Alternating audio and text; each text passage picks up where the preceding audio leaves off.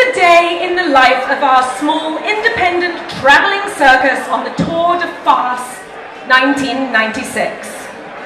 The circus was in Thibodaux, Louisiana. A phone call had booked a show 2 hours southwest of New Orleans. There was an art school in that town, so I called a bar there and asked if we could book the circus. They agreed as long as we didn't make a mess. We left the Big Easy for parts south. I'm so glad I booked that show. It was an incredible drive. I didn't know people lived like that. It was weird, odd, disjointed. 2-lane highways over miles and miles of swamp. It was hot and sticky like cheap syrup. The troupe was wasted, having just spent 2 weeks in New Orleans during Jazz Fest. As we got to the club with the green door, just before dusk, as the sun set, we dragged our shit out and started cooking a meager meal. I walk into the place. There are 4 bikers sitting at the bar. Hendrix is playing on the jukebox. The place is a fucking dump. There is no stage, and there doesn't appear to be a PA. The bikers are friendly, as bikers sometimes are. Baby D comes in. The bikers take careful notice. We set up our show. The bikers do not like Baby D and are taken aback. I smell trouble. I sense that if they keep drinking, one of them is going to say or do something. We set up. By this point in the tour, everyone has kind of committed to their fate, and there is no arguing. I do Elvis. It bombs. Of course it does. There are 20 people there, and there are no less than 28 of us. Baby D goes on next. I figured to put her on early before they get too drunk. She's in a fuzzy catsuit with ears and wings, heels, tail, and a broad smile. She gets her accordion and starts playing with a cheerful and naughty demeanor. She sings, "Well, there's lots and lots of people looking at me." The song is kind of nursery rhyme pop and 40s schmaltz. Sing-song. She's bopping back and forth, singing, "Well, there sure is a lot of people looking at me. They want to know, is it a he or a she or a what?" Now her voice gets kind of ragtime raspy, a little more Al Jolson. "Well, I'm going to tell you everything you want to know. I'm going to tell you everything you want to know. And then once I tell you, I want you to leave me the hell alone." Then she proceeds to drop the atomic bomb on these biker guys.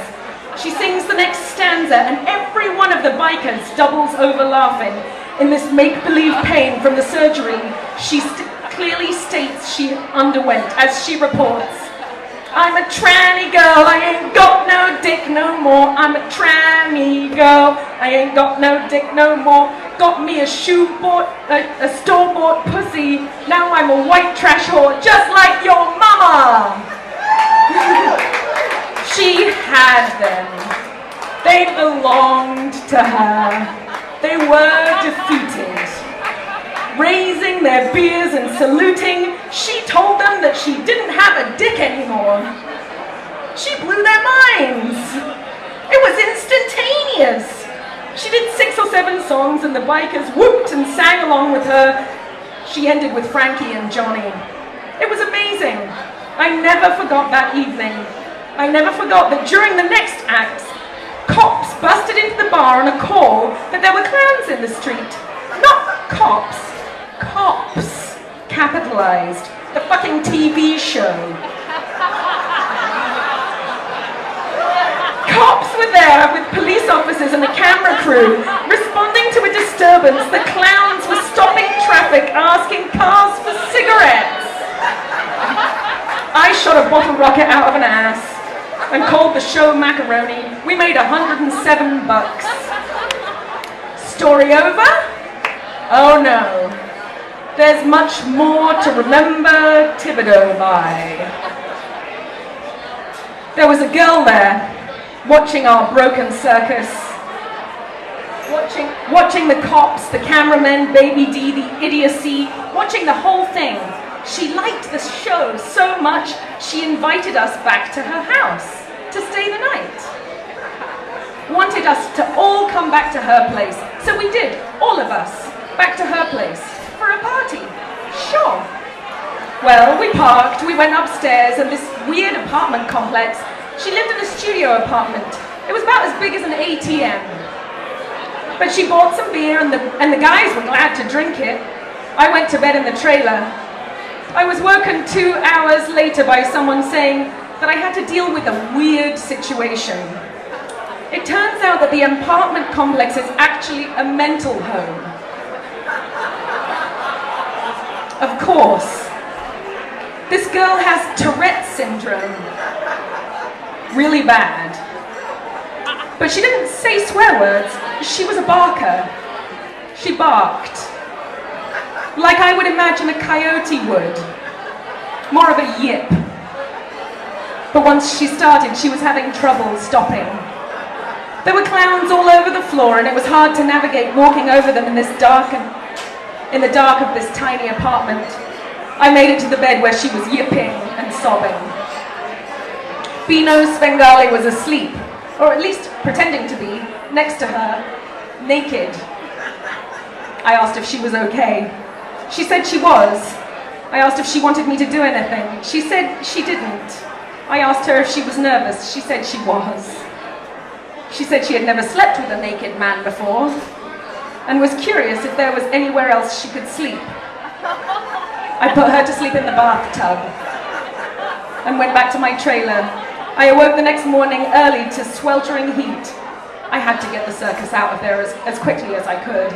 Then she dropped the bomb. She wanted to come with us. It was one of those moments when you have to be tougher than you want to be. I've never been begged before, or since. She begged me to take her with us. I realized that we were the only way out of there, but I had to say no. I felt like a murderer. I abandoned this woman begging and sobbing on her knees and walked away. This woman was begging to go on the Circus Ridiculous tour. Begging.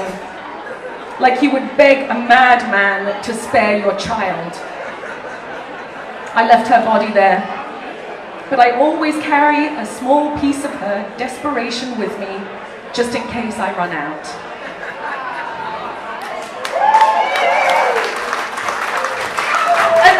And before I go, let me tell you all about the coupon in the back of the book, right?